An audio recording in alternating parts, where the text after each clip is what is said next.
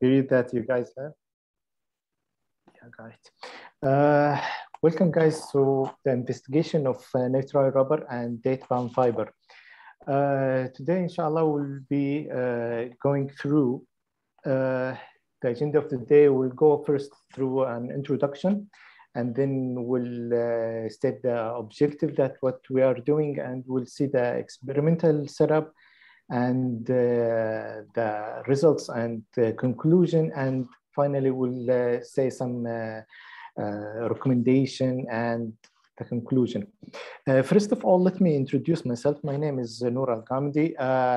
I'm the manager of the Training and Technical Institute of HIEI Institute for Polymer Industry at Yanbu in Saudi Arabia. I also worked with Dr. Wait a second. I worked with Dr. Othman and Dr. Jaweed through this research, and we have achieved this experimental results, and I'm here to just present it to you. First of all, let's go through the introduction. Part of the vision of the Kingdom 2030 is having a vibrant society, and that's achieving an environmentally stable and sustainable environment, and then thriving economy, and we have a sustainable economy, and finally an ambitious nation. So the interest for the bio-based and sustainable material is increasing during these days. So, and the Kingdom of Saudi Arabia is very rich in petroleum products, as you all know. It produces more than 10 million barrels per day. Also, the date-bound is very popular in the Middle East region. So hence the idea came that we should combine these two materials to reduce the oil dependency and oil consumption, and increase the sustainability, reduce the products prices, and also contributing into the Vision 2030 by having a more sustainable way of life. Recent efforts has been achieved by SABIC, that they have signed with HIEI Health City a program to recycle the date-bound waste instead of burn it. So in the earlier days, the date-bound was or byproducts were burned. So and here comes the idea of having the date-bound fiber combined with nitrile rubber. So why nitrile rubber? Nitrile rubber has a wide variety of uses, as we will see later, and because of the compatibility between the date-bound and the MBR.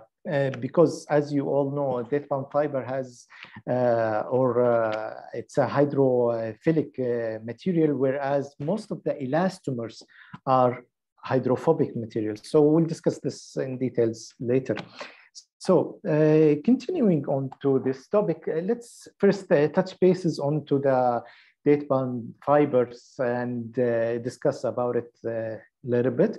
Date-bound fiber, as the previous presenters presented, that they have very high percentage of cellulose, and that could be used as a filler or reinforcement into the elastomer.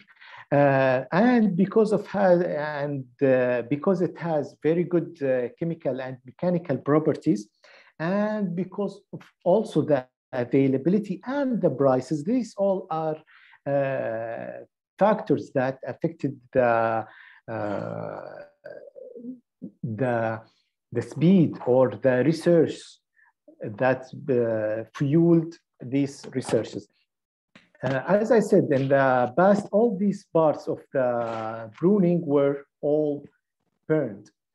So let's discuss about the fiber. The fiber is any material that has very high aspect ratio, and it could be natural like cotton or wool or hemp, and it could be a man-made like fiberglass or carbon fiber or polyester and so on. And as we said, a plant that is very rich in fibers are the date-bound fiber. More than 82 million trees are available in the Middle East and North Africa region, and that's very huge number. Very cool. And also has a great potential because it has really high production compared to sisal and hemp and so on. And also it has the cheapest price compared to other fibers. So it has a potential to be used as filler, and it could be treated, and it could be separated into so many parts by even mechanical properties or mechanical properties and chemical properties as well. Very cool. Now let's talk about nitrile rubber. Nitrile rubber is a rubber that copolymerization between acetonitrile and butadiene rubber. And we can have a nitrile rubber. Nitrile rubber is an elastomer is made, as I said, and it has this polarity point that's contribute to the polarity. Very cool. Right. Now, the resistance of oil, it's the main focus of the nitrile rubber is the resistance of oil. As we increase the amount of the acetonitrile, it will increase the polarity of the elastomer, which will gain a resistance to the nonpolar liquids like oils and solvents. Very cool. And this is the factor that we can increase more nitrile groups that will give us more polarity. Very cool. But there is a trade-off in adding the acetonitrile group. If we have a low concentration of acetonitrile and we run a resilience test, we can see the resilience is high. But on the other hand, the resistance to oil is low. Very cool.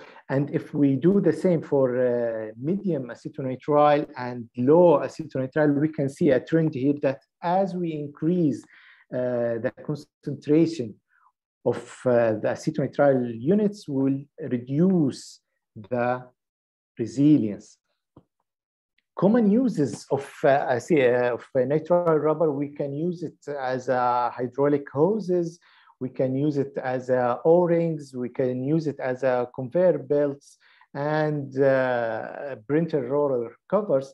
These are applications that need the rubber to withstand the oil resistance. Very cool. So our research objective here is to prepare the date-bound fiber as a filler for the NPR, and then the mix of date-bound fiber with NPR with the proper ratio. And finally, we study the effect of aging for the date-bound fiber and NPR composite. Very cool. So here a schematic for the work that we're doing. First, we will collect the date-bound fiber, and then we clean it and grind it and sieve it. And then we incorporate the date-bound fiber into the rubber matrix. And then we can choose between 10, 20, 30, 40 BHR. BHR means part per 100 rubber. and then we can run through the aging, and then we can see the physical testing and thermal testing. Here we have added another branch.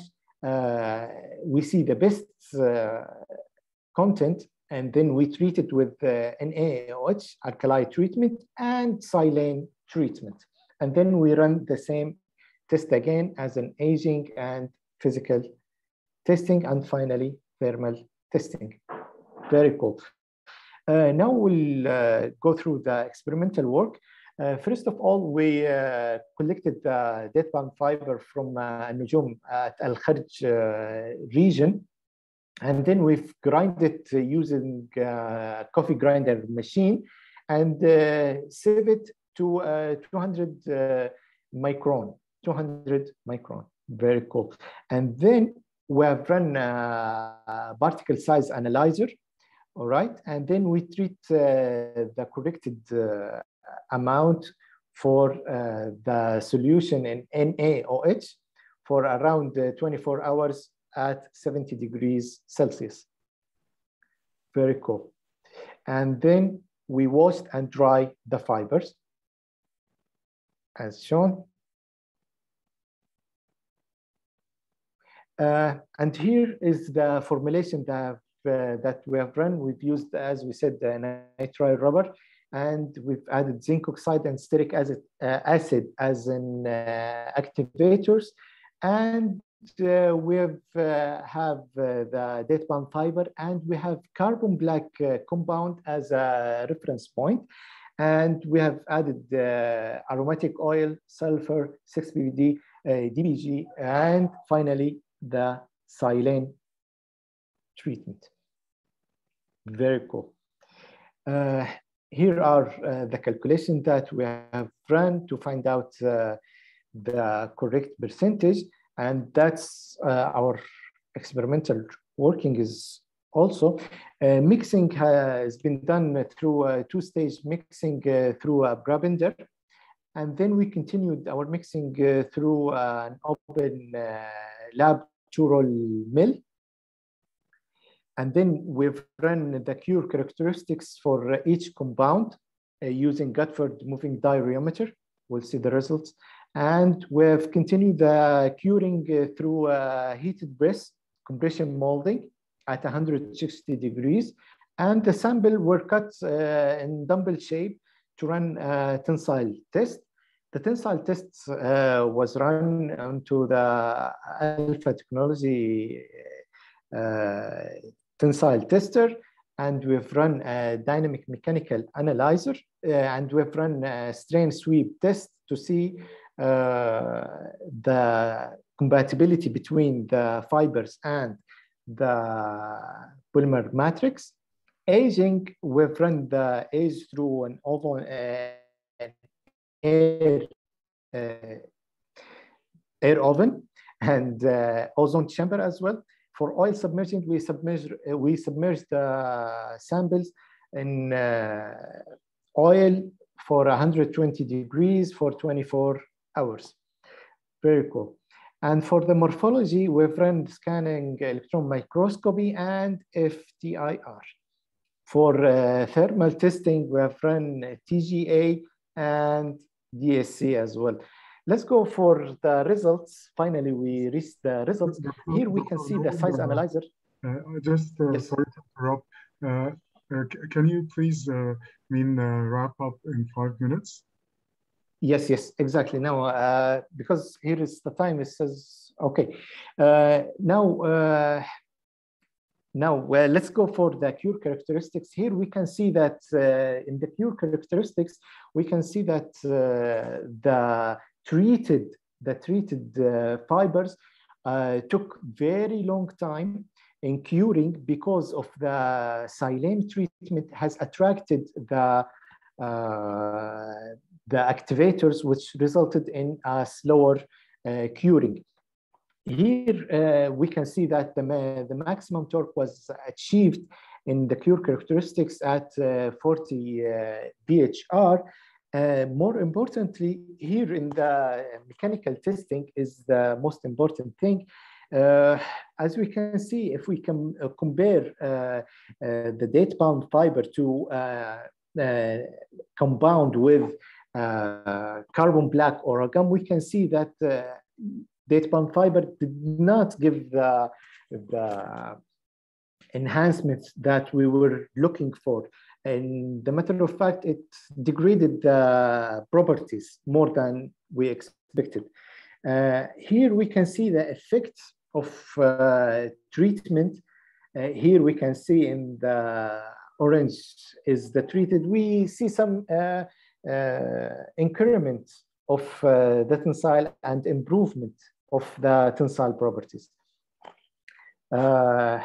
Here we can see the aging that we gone through. We can see the unaged is in blue here, and we see it's decreasing, and we can see here the air-aged oven. It has also similar properties.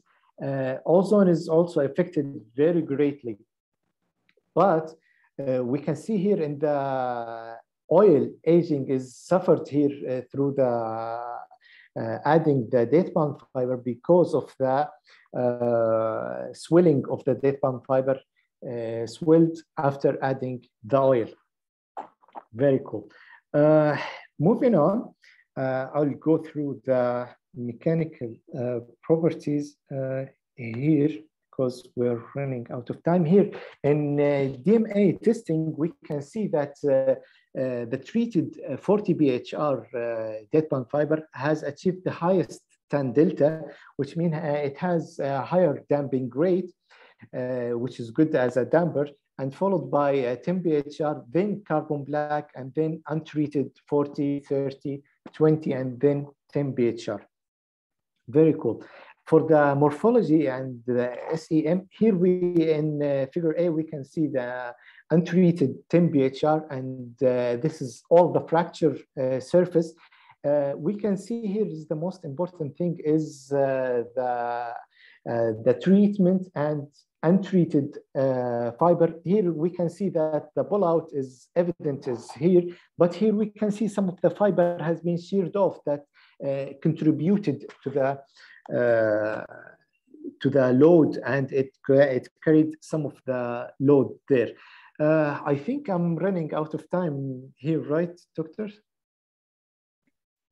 Yes, so I mean, I will have 1 more minute. grab the whole thing very quickly. Here in conclusion and recommendation, I would like to conclude that specifying one kind of fiber is very beneficial to this study, and exploring ways in grinding the fibers to lower the particle size is also better, and also exploring easier ways for processing this material into the elastomer would be very beneficial as well.